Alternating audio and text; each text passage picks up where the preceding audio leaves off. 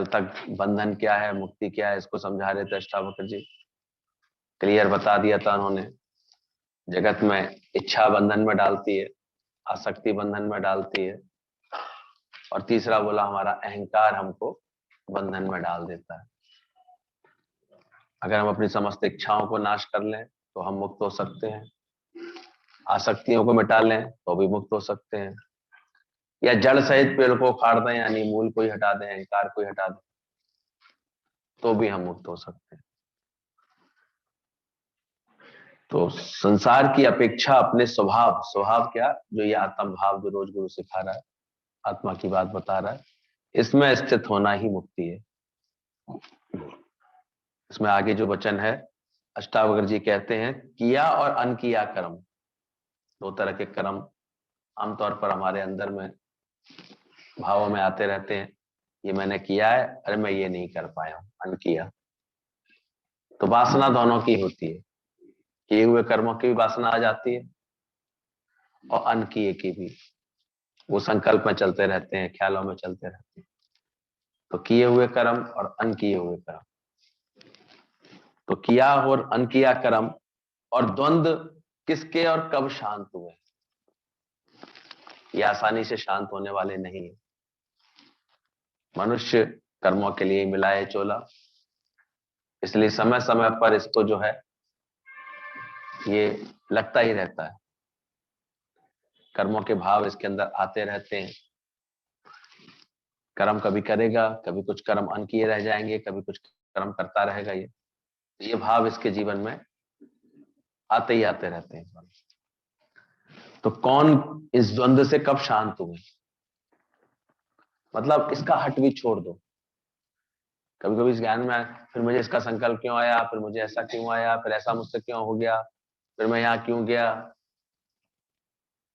यानी ये सब भी अपने अंदर से शांत हो जाता है। वो जानता है कि हुक्म की हवा चलती है, संकल्प की सृष्टि बनती है, अंदर अभी जगत है तो संसार बाहर व्यवहार करता रहता है। हम उसमें भी अपने को अंदर ही अंदर साधता जाता है, वो बस अपनी यात्रा करता है पूरी, बाकी इसमें नहीं अटकता, बाहर की बातों में नहीं अटकता। किए और किए कर्म द्वंद्व किसके कब शांत हुए, इस प्रकार निश्चित जान करके इस संसार से कैसे हो जाओ निर्वेद, यानी उदासीन और त्याग भावना वाले और अवृत्ति हो जाओ। मतलब एक एक शब्द को ठीक से समझने की कोशिश करना। ये बात जान करके ये किसके कब शांत होंगे, तो तुम्हें जो बचने का तरीका बता रहे हैं वो ये बता रहे हैं, संसार से इससे क्या हो जाओ, उदासीन हो जाओ, न्यूट्रल हो जाओ, किसी नाल राग नहीं, किसी नाल द्वेष नहीं, कुछ होने पने में ज्ञानी की आसक्ति नहीं, और कुछ ना होने पने से कोई उसको विक्षेपता नहीं कि अरे ये नहीं हो पाया, ये नहीं बन पाया, आज ये सोचा था, आज ज्ञानवान चित्त को अपने शांत कर लेता है, क्योंकि जगत से कैसा हो जाता है, उदासीन हो जाता है, निर्लेप हो जाता है। उदासीन हो जाओ और त्याग भावना से रहो, तो ये एक भावना है। जो इस भावना में रहते हैं वो बड़ा ऊंचा आदर सपना दिखा देते हैं अपने जीवन में। किसी ने भी देखो, आज किसी महापुरुष का नाम लो, जो भी त्याग भावना से जिए, उनके जीवन में एक अलग ही चमक दिखाई देती है। आज राजनेताओं में सबसे अच्छे श्रेष्ठ क्यों दिखाई दे रहे हैं मोदी जी, कहीं ना कहीं उनकी प्रकृति में त्याग है। पहले भी घर परिवार के सुखों का त्याग, व्यस्त की आकर्षण का त्याग, सारा देशभक्ति के लिए, राष्ट्र सेवा के लिए अपने को समर्पित, ऐसे संस्कार, और भी सभी ने देखा अपने सुख आराम का पूरी तरह त्याग। इतना एक्टिव प्रधानमंत्री आज तक किसी ने नहीं देखा पाया।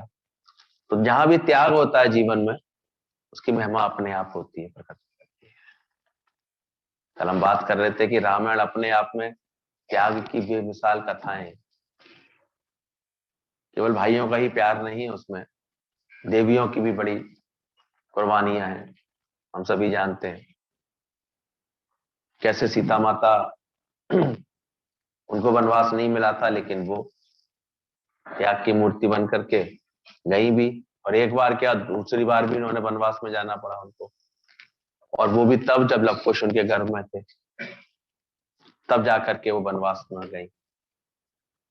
आजकल तो लोग कितना घबराते हैं, सावधान रखो सावधानी रखो, ऐसे है ऐसे है। और सीता माता का फोटो लगा लेंगे अपने घर में, उनको नहीं देखते, उनको तो गर्भवती थी तभी कहाँ भेजा था, जंगल के उबड़ खाबड़ पथरीले रास्तों पर चलने के लिए उन्हें छोड़ दिया गया था। और तब भी दो इतने स्वस्थ राजकुमार को जन्म दिया, क्योंकि वहां भी उनको ईश्वर प्रेरणा से वाल्मीकि जैसे महा तपस्वी की जगह स्थान की शरण मिल गई थी, उनके आश्रम में उनको स्थान मिल गया। तो विचार करना चाहिए, कितने त्याग से भरे हुए जीवन रहे हैं इनके। कौशल्या माता अचानक रात को उठी तो देखा छत पर कुछ टहलने की आवाज आ रही है। उन्होंने देखा तो शत्रुघ्न की पत्नी सुकृति वो टहल रही थी। बोला बेटा तुम इतनी रात को सोई नहीं, शत्रुघ्न के पास नहीं गई तुम सोने? कहता वो उनको तो 13 साल से नहीं देखा मैंने, 13 साल हो गए उनको तो महल में आए हुए, हमारे कच्छ में आए हुए। कहती क्या कह रही है तुम, कहाँ है फिर वो? बोले मुझे तो पता भी नहीं है कहाँ रहते। कहते हैं कौशल्या ने तुरंत रथ मंगाया, बोले देखें ढूंढे कहाँ गया है वो। तो जा करके देखा तो अयोध्या के बाहर नंदी ग्राम में, जहाँ भरत विश्राम करते थे कुटिया बना करके अपने भाई की तरह, वहीं एक शिला से टेक लगा करके शत्रुघ्न बैठे। कौशल्या ने कहा ये तो क्या कर रहा है, महल को कौन संभालेगा, महल में तो आके तू तो रहे कम से कम। राम लक्ष्मण तो वहां चले गए, भरत ने यहाँ आकर के डेरा जमा लिया। कहता मैं इतना अभागा हूं क्या, मैं ही अभागा बचा हूं क्या? बड़े भाई तो चले गए हैं वनवास, मेरा भाई लक्ष्मण चला गया उनकी सेवा में, वो पिता की आज्ञा से गए, और भरत भैया यहाँ से बैठ करके त्याग तपस्या बने, और मैं भोगू राज के सारे सुख, मैं इतना निर्लज्ज बन जाऊं? कौन सी समझ थी? अभी तो देखो शादी बाद में होती है, पहले जाके दिखाते हैं कमरा अच्छा बनाएगी। भोग बुद्धि कितनी बन गई। इसलिए भोगों के पीछे भागता रहता है मन, इसलिए दुखी सुखी होता रहता है। संसार को भोग बना देते हैं, इसलिए रोगों में फंसे रहते हैं। सत्संग से इन आदर्शों की महिमा भी समझें कि कैसे उनसे भी बड़ी मिलने के लिए वो उर्मिला जी कहते हैं, वो तो और लक्ष्मण कहते हैं उनके पास सकचा रहे थे जाने में, माता सुमित्रा ने तो आज्ञा दे दी थी उनको कि नहीं तुम अपने भाई की सेवा के लिए जाओ। अब उनको लग रहा था मैं उर्मिला से किस मुंह से कहूं ये बात जाकर के कि मैं भाई के साथ जा रहा हूं। तो कमरे में जब गए तो उर्मिला थाली लिए तैयार थी उनको विदाई के लिए टीका करने। बोले तुमको पता है? बोले हाँ। आप अवश्य जाइए, यही आपके जीवन का धर्म है, आपको जाना चाहिए। और बोले मैं आपके साथ नहीं चलूंगी, क्योंकि आपकी सेवा में विघ्न पड़े, मैं ये भी नहीं चाहती। और कहते हैं 14 वर्ष तक वो वहीं पर एक दीपक जला करके उसी भक्ति में लीन रही, अखंड व्रती होकर के रही। अगर वो नहीं सोए उधर 14 साल तक लक्ष्मण, तो उधर ये भी निद्रा का त्याग करके बैठे। ऐसी तपस्या की, त्याग की मूर्तियां बनी। तो त्याग एक भावना होती है। सत्संग में आकर के देखें हम त्याग बुद्धि से बैठते हैं, रहते हैं कि नहीं रहते हैं? घर परिवार में क्यों इतने कलेश, पकड़ आ जाती है दिमाग की, कहाँ रह पाते हैं? हम तो देखते हैं नहीं संभाल पाते, किसी के भी साथ हम प्रेम से कहाँ बिता पा रहे हैं समय। फिर कोई खटपट, फिर कोई बात, फिर कोई अकड़ पकड़, फिर कोई हमारा ये व्यवहार जैसे दिखा देता सब कुछ सामने। जो बीजोगे सो काटोगे, जो बीज के आते हैं वही आगे काटने लगते। तो विचार करना, इस संसार से निर्वेद यानी उदासीन होकर और त्याग भावना से, और अवृत्ति, अवृत्ति का मतलब है ज्ञानवान को कोई ऐसा वो नहीं है, हट नहीं है, ये हो जाए ये ना हो जाए, तब वो इस संसार से छूटा हुआ रहता है, उसको अंदर से कोई चीज बांधती नहीं। तो ध्यान से समझना, पूरे जगत में कि कार्य कोई भी कभी नहीं कर सका, शीतोष्ण से सुख दुख से कोई भी भला क्या कर सका, इसलिए निसंग हो, निश्चिंत हो, नाता सभी से तोड़ दे, करता रह करता कर्म, करता भला सबका इस देह से, और नाता सभी से तोड़ दे। ध्यान समझ लें अंकल, अहमता ममता छोड़ दें अपने अंदर की, जो छोड़ना है ज्ञान के बाद। सबसे असंग होकर के बैठे हैं, नाता लगा के बैठे हैं, उसी से हमारे कर्म बिगड़ते हैं। तो असंगता ले आए अपने अंदर। और देह मिली है, इसका पर्पज भी समझ लें, ये मिली है जितना हो सके सबका भला। अगर कोई रूठा है उसको मना लें, किसी का मन बिगड़ा है तो उसको खुशी दे दें, किसी को किसी बात की कोई दिक्कत है तो अपनी त्याग भावना से उसको खुश कर लें जितना कर सकते हैं। तो देह किसके लिए मिली है? प्रश्न ये उठता है, पर देह दी क्यों भगवान? सबके भले के लिए दी गई, लेकिन असंगता रखने के लिए, अहमता ममता छोड़ने के लिए। तो इसी को भोलानाथ जी ने इस तरह से बोला, पूरे जगत के कार्य कोई भी कभी नहीं कर सका। वो ये सोचे कि मैं दुनिया के सारे काम करके जाऊंगा दुनिया से, तो वो महामूर्ख है। कुछ ना कुछ अधूरा रह ही जाएगा। सिर्फ ज्ञानवान ही, ब्रह्म ज्ञानी इस भाव में आ पाता है कि आपने अपना काम पूरा किया। उसके अंदर में क्या एहसास आ जाता है, ज्ञान का कार्य करते करते, सत्य में टिकते टिकते, अब बस कार्य पूरा हुआ, क्योंकि उसे कुछ करना बाकी नहीं रह जाता। अभ्यास करते करते वो इतना कर्ता भाव से मुक्त हो जाता है कि कुछ भी करना शेष नहीं रहता। ये आत्मज्ञान से संभव हुआ है। बाकी तो दुनिया में कोई सोचे कि मेरे कर्म पूरे हो जाएंगे, कभी नहीं पूरे होंगे। 98 साल में भी उससे पूछो कि चल रहे बाबा, बहुत हो गई अब, तो कहेगा अभी पंथी की शादी तो देखी जाता, और थोड़ी मोहलत मिल जाती, काम कभी पूरे नहीं, कोई ना कोई काम बाकी रहे। जाके पूछो लोगों से, काम बाकी रह जाते हैं सब। इसलिए गुरु कहते हैं कि तुम पहले से पहले इस ज्ञान में वृत्ति लगाओ, सत्संग की वृत्ति लगाओ। इसमें एक बार को ये बात संभव है कि तुम्हारा जो है कार्य सारे तुम्हारे, तुमको ऐसा एहसास आएगा कि हाँ आप पूरे हुए। पूर्ण काम ही बोला गया इसको, कि करना कुछ शेष ना बचे। जब क्या करना, राम तीर्थ से पूछा कि आप दिन भर क्या करते हैं, आखिर ऐसा क्या करते हैं जिससे पता लगे कि आप क्या करते हैं? बोले मैं दिन भर कुछ ना करने में लगा रहता हूं। मैं अपने को इस अभ्यास में रखता हूं दिन भर कि मैं कुछ नहीं करता, करन करावन आपे आप। तो समझना, इस बात के ना करने के अभ्यास में लगना ही ये बहुत बड़ी उपलब्धि है। जिस दिन अंदर वाला ये कह दे कि अब कुछ करना शेष नहीं रहा। आलसी भी ऐसा बोल सकता है, ध्यान रखना, ज्ञान और ज्ञान में बहुत ज्यादा अंतर नहीं है। आलसी व्यक्ति के मुख से भी ये निकल सकता है, हमें कुछ नहीं करना, हम नहीं कुछ करते, हमें कुछ नहीं, वो भी पड़ा रहता है। उससे तुलना नहीं है। कर्म करत होए नहीं कर्म। ज्ञानी दिन रात आपको एक उसकी शरीर मिला है सेवा के लिए, सबकी भलाई के लिए कर्म करता हुआ निष्काम भाव से दिखाई भी देगा, लेकिन उसके बाद भी उसके चित्त की जो स्थिति है वो ये है, अहम ना करोति, और कुछ करना उसको शेष नहीं। वो निश्चिंत है, वो समाधिस्थ है, इसलिए इसलिए उसका चित्त हमेशा शांत है। इसलिए जितने भी देखो अवतारों को देखो, विष्णु भगवान कैसे लेटे हुए हैं, सारे जगत की पालना करने वाले विष्णु जी हमेशा एक निश्चेष्ट अवस्था में लेटे हुए। तो ये एक प्रतीक है, ये नहीं समझना विष्णु जी ऐसे लेटे हैं, सब करेगा कौन, कर पालना कौन कर रहा है? अगर वो ऐसे लेटे हैं तो सारे जग की पालना कौन कर रहा है? पर एक ज्ञान का एक प्रतीक दिया गया है, उसके बावजूद भी अंतर्मन से कैसे है वो निर्लेप। और ऐसा प्रतीत हो रहा है कि जैसे देवी लक्ष्मी उनके क्या कर रही हैं,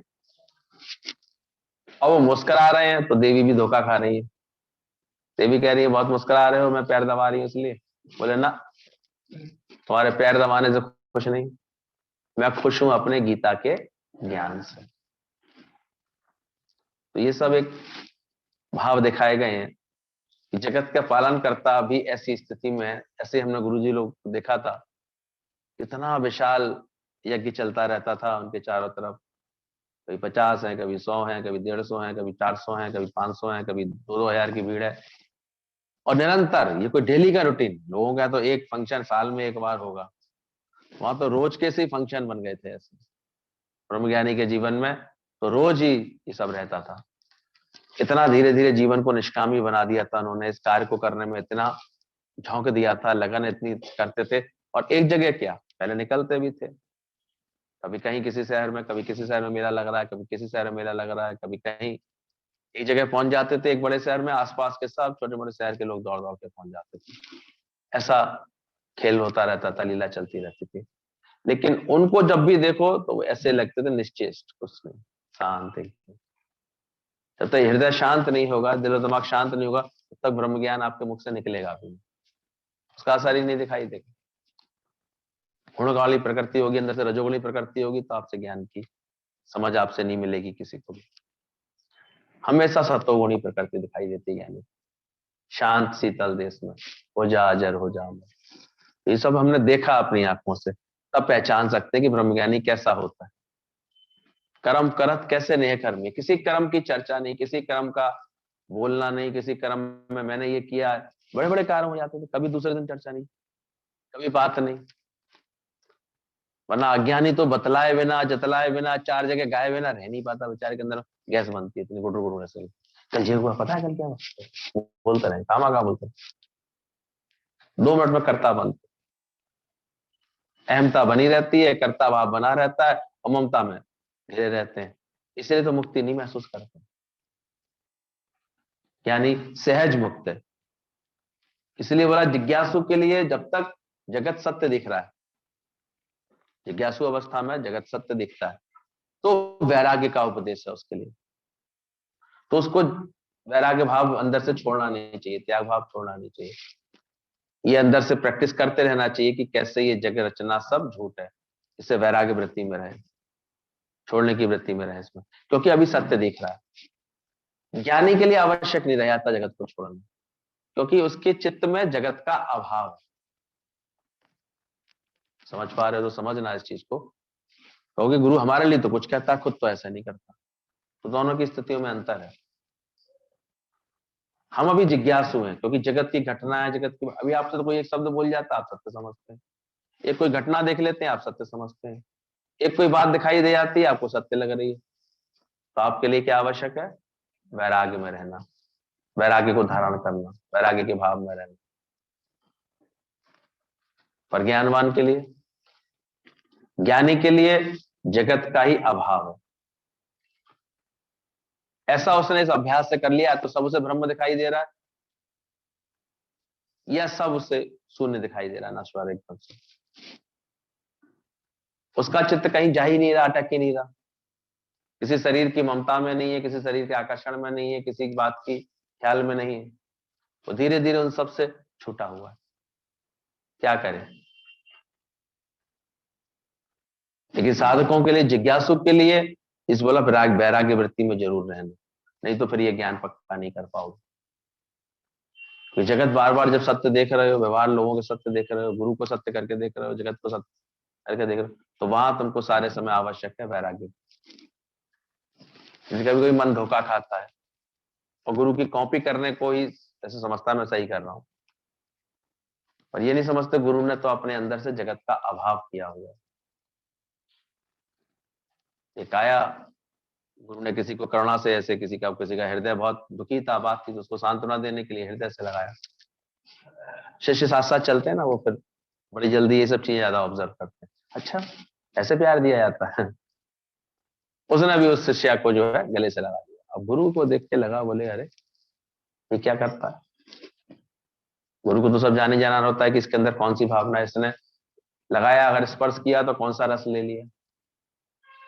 गुरु तो जानता था। उन्होंने कहा ये तो नकल करने लगा केवल। आगे बढ़े तो गुरु ने एक लोहे की गरम गरम सलाखें थी, वो पकड़ ली। वो कह रहे गुरु जी, बोले पकड़ो, आओ पकड़ो, से भी पकड़ो। अरे गुरु जल जाऊंगा। बोले स्त्री को हाथ लगाते समय नहीं जला था, अब जल जाएगा। और करनी तो पूरी करना हर बात। गुरु तो अभी त्याग करके चल देता है, हम त्याग पाते हैं।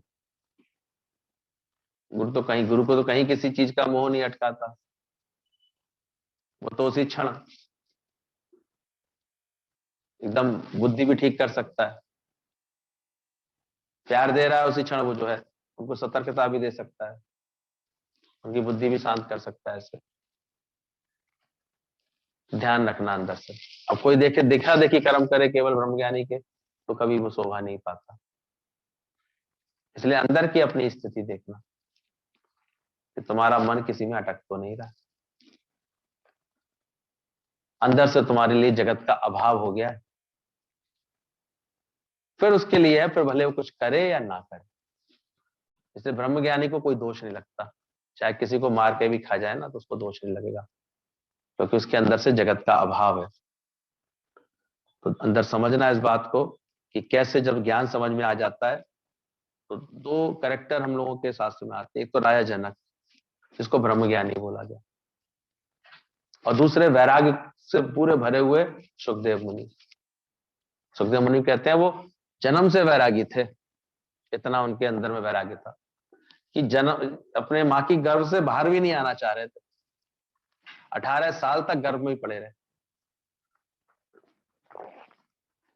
तो उनसे बहुत प्रार्थना की गई कि आइए आप जगत में आइए, आपको कल्याण के लिए शिव जी के अंश थे, इतने वैरागी थे। इस शर्त पर गर्भ से बाहर आए थे जब उनके पिता ने कहा कि नहीं मैं तुम्हें जगत में नहीं फंसाऊंगा। फिर क्यों नहीं बाहर आना चाहते? बोले मैं जानता हूं जगत में हालत यही है, मैं बड़ा होऊंगा छोटा होऊंगा तो आप फिर मेरे को ममता में फंसाएंगे पहले, फिर मैं आप सबकी ममता में फंसूंगा, फिर जगत के व्यवहार में फंस जाऊंगा, फिर आप मुझे बड़े होते पर शादी कराएंगे, फिर जगत में जंजाल में फंसा। इस चक्कर में नहीं आ रहे। इसलिए 18 साल के हुए वो, तो कहते हैं जब उनको बहुत रिक्वेस्ट की गई कि नहीं हम आपको जगत में नहीं फंसने देंगे, आप जिस कार्य के लिए आ रहे हैं वही कार्य आपसे करवाएंगे, क्योंकि वो आए थे ज्ञान के प्रचार के लिए, इसके लिए। तो कहते हैं पैदा होते ही वो तो फिर चल दिए घर छोड़ करके। वो तो सुखदेव मुनि थे, वो तो चल दिए, लेकिन ये उनके पिता कौन थे, ये जिन्होंने लिखी भागवत, रवि व्यास जी, ये पैदा होने के साथ ही उसके मुंह में अटक गए। बच्चे पैदा नहीं हुए जैसे मुंह में नहीं अटक जाते, वो अटक गए उसके मुंह में, वो नहीं अटका, वो अटक गए मुंह में, और मुंह में अटक करके वो जो है पीछे पीछे दौड़ने लगे। अरे कहाँ जा रहा है बेटा, तू कहाँ जा रहा है? अरे बेटा 2 मिनट तो रुक, मिल तो लूं तुझसे, बैठ तो जरा देख लो, अटक गए 2 मिनट। ऐसे ऐसे एग्जाम्पल हैं कि सुनो तो बुद्धि सही हो जाए बिल्कुल। तो कहते हैं ये सुखदेव मुनि, और फिर ऐसे सुखदेव मुनि को भी, इतने त्यागी वैरागी सुखदेव मुनि को भी राजा जनक से सीखने जाना पड़ा। ब्रह्म ज्ञानी की कितनी ऊंची अवस्था होती है कि उनको भी अपनी फिर ज्ञानवान होने का जब अहंकार सा आने लगा, तब उनके पिता ने उनको पूरा ज्ञान पाने के लिए राजा जनक के पास भेजा। तब जनक की स्थिति को उन्होंने समझा कि कैसे निश्चेष्ट होना, कैसे अंदर से ये तीनों बातें थी ना, उदासीन होना। कर्म छोड़ना तो आसान है, छोड़ देता, कोई गुस्से में आया छोड़ दिया, ज्यादा चीज से मन चल रहा है वो चीज छोड़ दी मैंने, उसका त्याग कर दिया। त्यागना और ग्रहण करना, इन दोनों भावों में सम रहना, ऐसी अवस्था देखी जब उन्होंने राजा जनक की। और राजा जनक ने उनकी परीक्षा भी ले ली। 6 दिन तक कहते हैं उनको बाहर दरवाजे के रखा, आंधी तूफान इन सब बारिश में सारे मौसमों में रखा उनको वहां। वो निर्लेप न्यारे रहे बिल्कुल, क्योंकि वैराग्य वृत्ति थी अंदर। फिर 6 दिन उनको राज्य के सारे सुखों में रखा, खूब अच्छे खाना पीना, खूब ऐसे बाहर की ऐसे राग रंग कार्यक्रम पूरे राज्य में जो होते थे उनके बीच में रखा।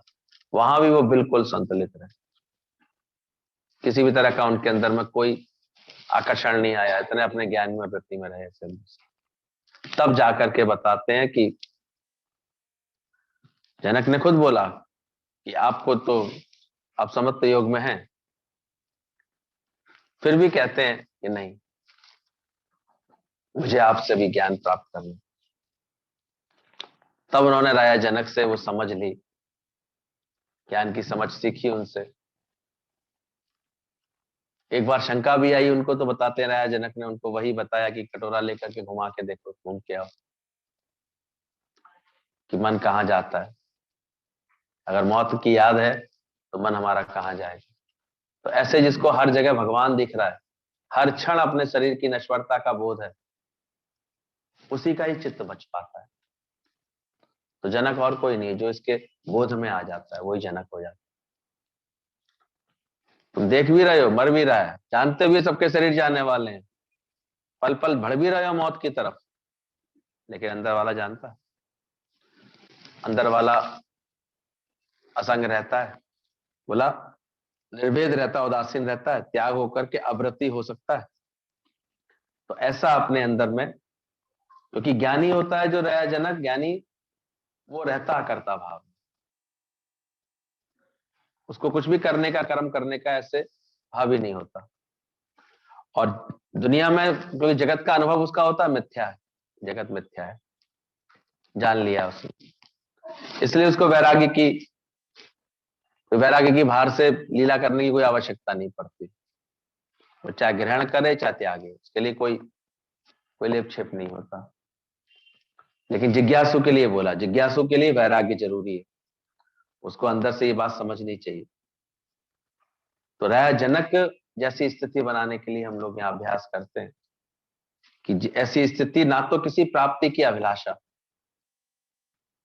कुछ भी जगत में हमें कुछ प्राप्त करना है, इसकी अभिलाषा जब खत्म हो जाए, और ना ही किसी से घृणा रह जाए अंदर से, ये बात ठीक नहीं है।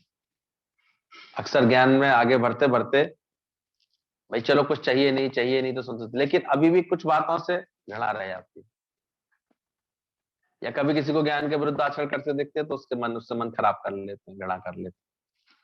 तो ये भी हमारी कमी रह गई अभी ज्ञान में, ज्ञान पक्का कर। ज्ञानवान की किसी से घृणा भी नहीं है और किसी चीज की चाह भी नहीं है, भोगी भी नहीं है, वो रोगी भी नहीं है, वो योगी है एक तरह से। वो हमेशा अपने योग युक्त में रहता है, वो हमेशा इस भाव में रहता है कि कैसे इस मिथ्या संसार है, इसलिए जगत का कोई आकर्षण उसे बांधता भी नहीं, उसका अपने आप ही आना जाना थोड़ा सहज होता है उसका। क्योंकि बोला भी यही गया, ब्रह्म ज्ञानी का देखन सब भ्रम, उसकी नजर ही इतनी तत्व पर टिक जाती है, तत्व दृष्टि बन जाती है, जितवल देखूं उतवल प्यारा, ना कोई वैरी मीत हमारा। और ये बहुत कठोर अभ्यास के बाद, वो भी लगातार सजग हो कोई, तो अपनी वृत्ति बना पाता, नहीं तो 2-2 मिनट में आदमी को कहीं कुछ अनुकूलता, कहीं कुछ प्रतिकूलता, कहीं कुछ अच्छा लग रहा है, कहीं कुछ बुरा लग रहा है, इसी में डोलता रहता है। ज्ञानी के लिए बोला, आवत तो हर्ष ना होए, जावत तो कोई शोक ना हो, ये मूल मंत्र है ब्रह्म ज्ञान। अज्ञानी को तो थोड़ा सा भी कोई अगर प्यार दे, इज्जत दे, तो बुरा सा आता है, हमें कुछ हो गया ऐसे। और ज्ञानी को तो बिल्कुल पूरे संसार का राज्य भी मिल जाए ना, तो उसे रत्ती भर नहीं परवाह होगी उसकी, निष्काम ही है वो अंदर से, बस वहां भी उस अवस्था में भी निष्काम कर रहा होगा, सबके हित की बात सोच रहा होगा, वो निष्कामता में ही रहता है। उस सन्यासी को अचानक राज्य मिल गया ना, राजा मरते मरते क्या गया, जो पहला व्यक्ति मिल जाए बॉर्डर पर, सरहद पर, उसको तुम राजा बना देना। सुबह 4 बजे ही राजा का मृत्यु हुई, तो सैनिक ढूंढने गए तो वो सन्यासी मिल गया, सन्यासी को ले आए, वो ज्ञानवान था, उसी का ही मन नहीं हटका फिर। ठीक है, उसने कहा बोले आपको राज्य करना है, भाई क्यों करना है, ऐसे ऐसे हमारे राजा का आदेश है, और हमारी राजाज्ञा सबसे ज्यादा प्रमुख है, इस हेतु आपको ही राज्य करना है, क्योंकि आप ही पहले व्यक्ति मिले। बोले ठीक है, तो ना करने का भी भाव नहीं है ज्ञानी के पास कि मैं ये नहीं करूंगा, और करने में भी कोई आसक्ति नहीं, इसलिए वो अंदर से धीरे धीरे अपने अभ्यास से छूटा हुआ सन्यासी था, निष्कामी था, राज्य को फलने फूलने लगा, बहुत चारों तरफ उसकी वृद्धि हो गई। यथा राजा तथा प्रजा हमेशा ही कहा जाता है, आज राजा जैसा होता है वैसे ही देखो, आज लोगों के अंदर एक समझ आ रही है कि भाई नहीं, धीरे धीरे हमने अपने आचरण के सारे भ्रष्टाचार को खत्म करना चाहिए। आज देखो ड्यूटी पर जो जाते हैं वो पहले से सजग हो गए हैं, पहले से ज्यादा जिम्मेदारी से अपनी ड्यूटी देते हैं, पहले कितनी हरामगर्दी चलती थी, अभी ऐसे नियम कानून, हालांकि प्रकृति बदल पाना एक एक की कठिन होती है बात, लेकिन जब भी कोई प्रेरणा देखते हैं तो देखो बड़े राजनेताओं से प्रेरणा मिल रही है। अब छोटे ऑफिसर भी अपनी मक्कारी करने में जैसे छुट्टियां लेने में कतराते हैं थोड़े से, कब कब ऊपर से आ जाए, कब आ जाए।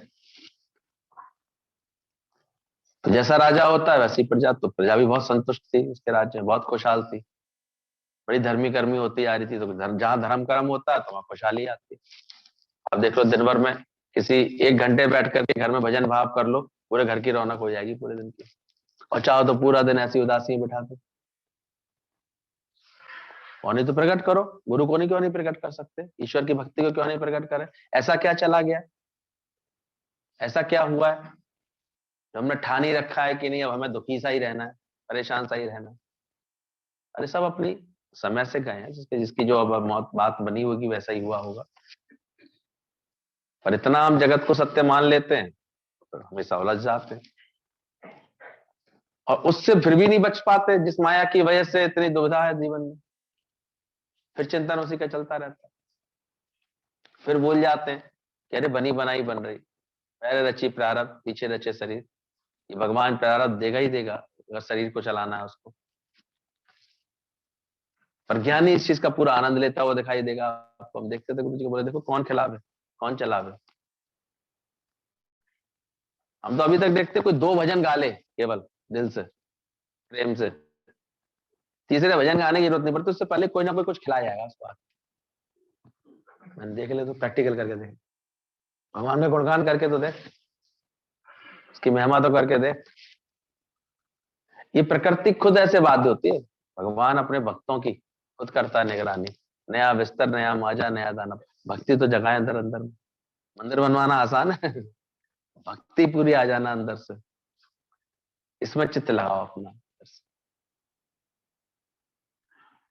हम माँ बाप की और धरोहरों को तो बटोरते हैं, विधान छोड़ गए देखें, बैंक में कितना पैसा छोड़ कर देखें, मंदिर भी तो छोड़ गए, उसमें दिल लगा के देखना, फिर देखो कितना अंदर वाली कितनी प्रकृति अच्छी होती है। अपने घर को ही धर्मशाला बनो, प्रेम का केंद्र बन जाए, ज्ञान का केंद्र बन जाए, करो ऐसा जतन। हमने भी सीखा गुरु से, और क्या, तुम भी सीखो। कर्म घर हमारा धर्मशाला बन जाए और जीवन हमारी कर्मशाला बन जाए, कोई भगाता भी नहीं है गुरु। क्यों नहीं सीख सकते?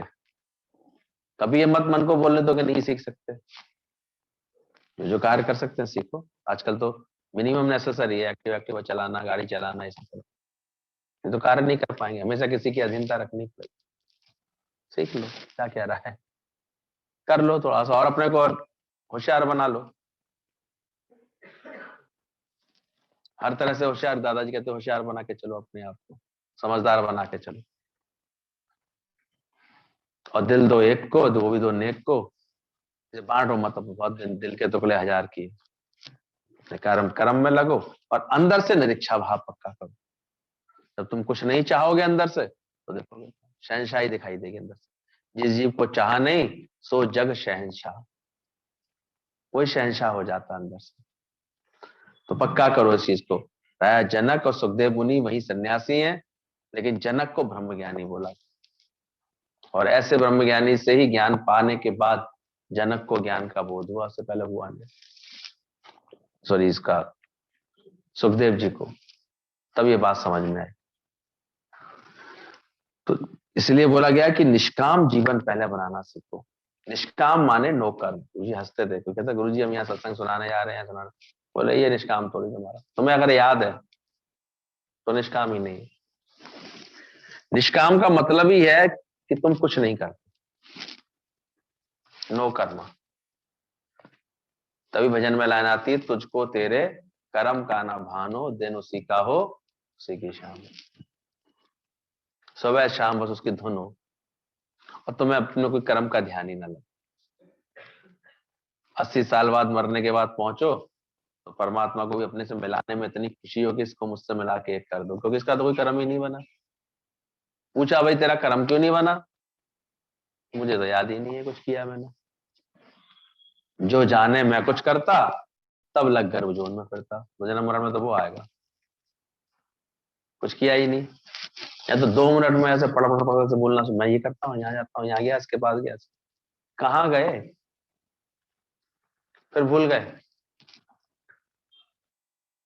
क्योंकि इस ज्ञान सुनते सुनते ये शौक लग जाना चाहिए, मुझे अपने अंदर ना अहंकार रहने देना है, ना कर्ता भाव रहने देना है, ना ममता रहने देनी। फिर बैठ बैठ के रोने लगती है, भाई कितना ज्ञान सुनाऊंगा, कितना करूँ, कैसे ममता रहे आती। आई अकेली, जाओगी अकेली। अहमता भी किस बात की, जब ब्रह्म के सिवा कुछ है ही नहीं।